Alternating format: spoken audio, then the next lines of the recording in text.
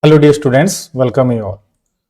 In this lecture, I am going to discuss about the amplitude shift keying, right? So, amplitude shift keying is the first technique that is used for generating digital signals. It is the first digital communication technique, right? In the earlier lecture, I have discussed about all the techniques that be used in digital communication. It includes amplitude shift keying, frequency shift keying, phase shift keying, and then quadrature phase shift keying. So we are going to discuss all these techniques one by one. So in this lecture, I am going to cover amplitude shift keying. So as I told you earlier that in amplitude shift keying, the amplitude of the high frequency carrier wave is altered in accordance with the message signal.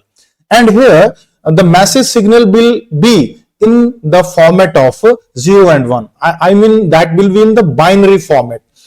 We will have a information signal that is converted into binary format. We will have a high frequency sinusoidal carrier wave, and then these two signals will be superimposed. You can see here it involved superposition of a carrier signal and a digital message signal. Right, the carrier signal is often a high frequency sinusoidal waveform, and then after mixing we will get a ASK signal, that is amplitude shift keying signal, and that signal is digital signal, and then after that signal will go to the transmission channel, and at the receiver end it will be received. So this is the brief idea of the amplitude shift keying, right?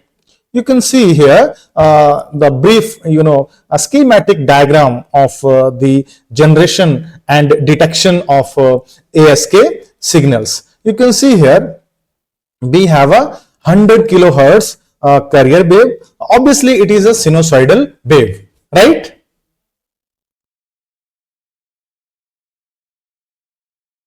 So this is the input of carrier wave, and this is the input of message signal that is in the digital format. It is written here. Then these two signals are superimposed. They are mixed in this circuit. I mean they are modulated, and then after this ASK signal is transmitted through the transmission channel, right? Whether it is optical fiber or it is through space or it is through another medium, right? Then after this is the detection part.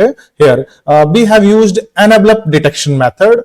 In the end of this lecture we will see that what are the different techniques that are used for demodulation of ASK signal. So here envelope detection, first of all we will have a rectifier, then after it will be the output of the rectifier will be passed through a low pass filter, and then after we have a B modulated ASK signal. I mean the information signal that was you can say in this format here after the detection, and then after it will be passed through the speaker, right, for converting it into the corresponding sound waves, or it is sent to the monitor for the display, right? So this is the brief process involved in the entire ASK process, right? Now you can see here what I said. Carrier signal is chosen to be a very high frequency as compared to the message signal, right? Why we are taking it of very high frequency? Because we know that the energy of the modulated signal will depend upon the frequency. So higher the frequency, high will be the range of that modulated signal. It can travel up to a long distance, right? So that's why we are choosing it of a high frequency. Obviously wavelength will be low. The antenna requirement will be small. Otherwise we have seen that antenna length or antenna size becomes very large, right? Now I am coming to the next. The message signal consists of binary stream of data. I told you already. Modulated signal is generated as the resultant of a product of a message signal and a carrier signal, right? If we represent message signal by MT and carrier signal by CT, then F of T, that is the modulated ASK, that is equal to message signal modulated with, right, carrier wave, right? This is the process, right?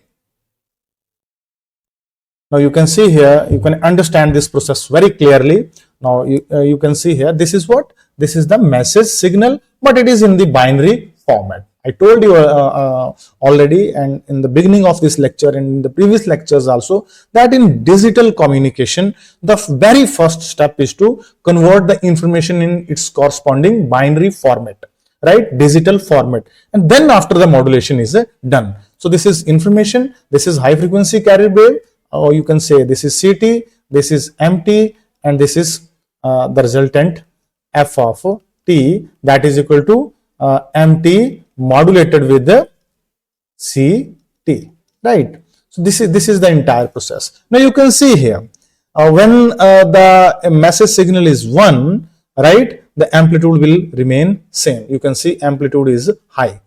When it is 0, then the amplitude is low. You can say it is 0. The same process, 1 high, 0 low, 1 high, 0 low. So this is the way, right? We are changing the amplitude of the high frequency carrier wave according to the bit stream, right? If the bit is 1, we have no change in the amplitude. If the bit is 0, we have change in amplitude. So here we are changing the amplitude of the, this high frequency carrier wave into 2 levels which are predetermined, right? The choice is in our hand. We can take the level corresponding to 1 as 7 volt, 15 volt it is, or we can change, we can take the level corresponding to 0 as 0 volt or minus 7 volt. This is our choice, right? This is totally in the hand of a modulator, that what predetermined levels we want, right? I have already discussed in the previous lecture M array, right? Very important, M array ASK modulation, right? So in case of M array, here we are using only 2 levels. In M array we will use M voltage amplitude levels, right? So and each level will represent string of bit. I have told you already there, right? And M array ASK modulation technique is very popular and important. We will discuss it in the coming lectures in detail. But here I want to tell you that in simple ASK, the 2 levels are there. The one the one level that corresponds to 1 and the other level that corresponds to 0. What in M array, instead of 1 and 0, we will have a group of or string of bits, either 3 bits, right? 0 0 0 or 4 0 0 0 0. If we have 3 bits, then we will have 8 amplitude levels. But if we have 4 bits, then we will have 16 amplitude levels. So this is very important to mention here, right? So this is the entire process you can see here. Now I'm going to the next slide. You can see again the same thing. This is the input binary sequence, and it is the resultant ASK modulated output. So you can see 1 no change, right? 0, right, change in amplitude. 1 no change, 0 change in amplitude. 1 same process, right? So this is what we can see from here, how this ASK here we are taking the level of modulated ASK modulated output wave between 1 volt and minus 1 volt, right?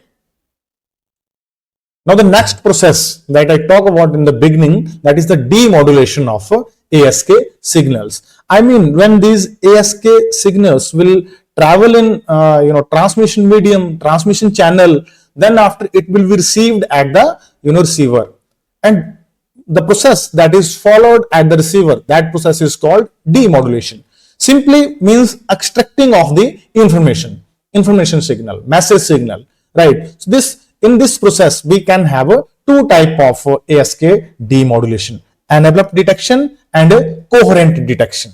So we will discuss both of them one by one. First of all, let's come to the envelope detection. I told you, in the early lectures also, that in envelope detection, we are only detecting the envelope of the resultant or modulated carrier wave. because the amplitude will certainly vary in that wave. So what is the variation of the amplitude? That variation will be, on the envelope of the resultant wave, and that envelope will be detected, right? And it is a very simple method as compared to the coherent detection method, right? You can see here what are the different steps involved, right? First of all, the modulated ASK signal, which contain the carrier signal and the digital data, is received at the demodulator, right? Then after it is passed through a junction diode, because we have to rectify it.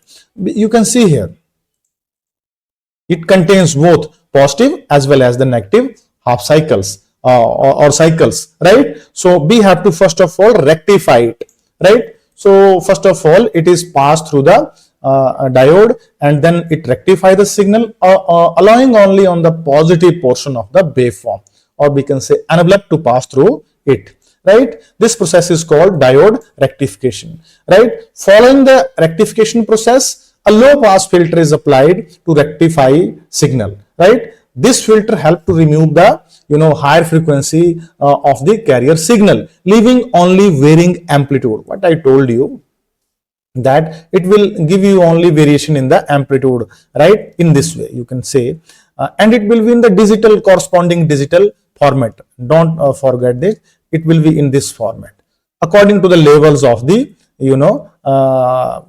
amplitude that was used in the ASK modulation, right? So when we will pass this signal through a low pass filter, then a threshold detection mechanism is used to interpret the amplitude changes, right?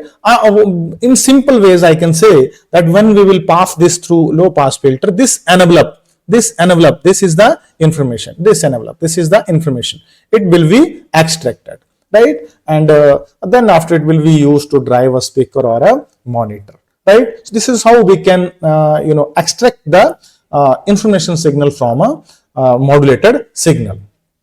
You can see the diagram here. This is ASK modulated signal. You can see I told you it contains both positive as well as negative half cycles. So it is passed through a rectifier. Then after we have this rectified output. Sorry, you can see here. Now, this is passed through an envelope detector. Envelope detector, if we talk about the very simple envelope detector, then it consists of a combination of a PN junction diode, right, and capacitor, right, and a resistor. This is a very simple envelope detector that we can use diode, right? So this envelope detector in fact contains additional circuit elements, and its main task is to recover or remove these this envelope, you can see here. And then after this envelope, when it is recovered by this envelope detector, then it is again converted into its corresponding digital format that was used in the beginning, right? And then after it is sent for driving a speaker or a monitor, right? So this is the process. Here we are using a envelope detector. Now the second method is a coherent detection method, right? This method is a bit complex as compared to the envelope detector method, right? In this method, we use a locally generated carrier wave, right? You can see here the received signal is mixed with the signal that is generated from the local oscillator, right, aligning its phase and frequency with the original carrier signal, right? I told you what we do at the receiver end, we generate a local carrier that is in alignment with the phase and frequency of the original carrier signal that was used at the modulation end, right? This process is called reception, right? Then after filtering process is done to remove the information signal from this mixed signal, and then after removing this information signal, this threshold amplitude threshold is converted to 0 and 1 states. What we see here, the same process, right? Then after it is converted into its corresponding digital format, right? So this is the way of recovering this information signal by using coherent. You can see here, right? This is ASK modulated waveform that is coming from the transmission channel. It is mixed with the locally generated carrier wave. In here a mixer, right? And then after it is passed through an integrator and a complex circuit, and then after we will extract that the original information signal. So this is called coherent ASK detection method, right? It includes the use of a locally generated carrier wave. It is done in order to recover the original information, right? That was modulated in the beginning.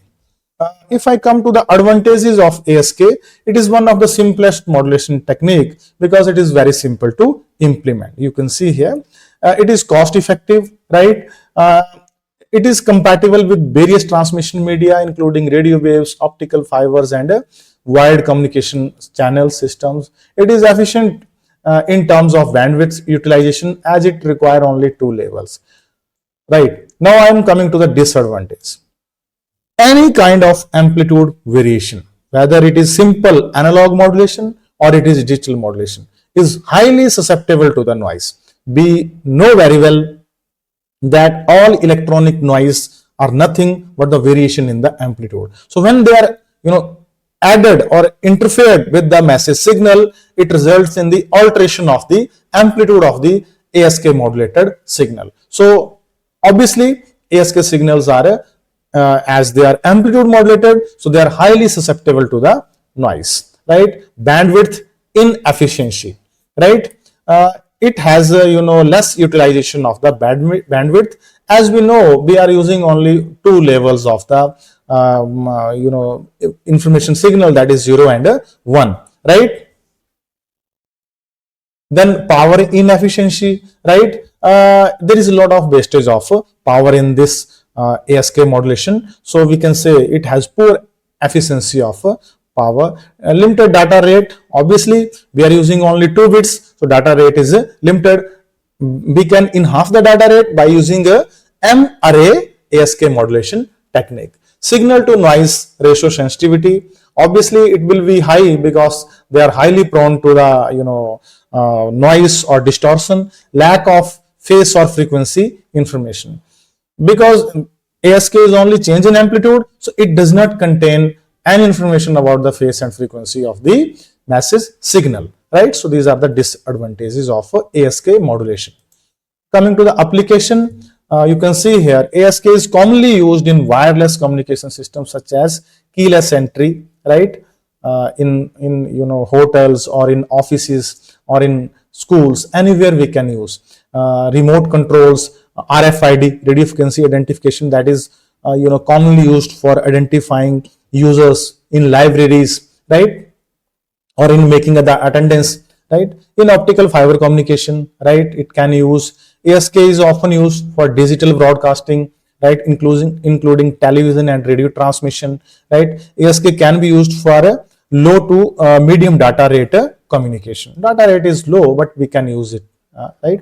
It is used in medical telemetry for sending and receiving the information of patients, right? So this is the very basic or first kind of digital modulation techniques that we discussed in the lecture.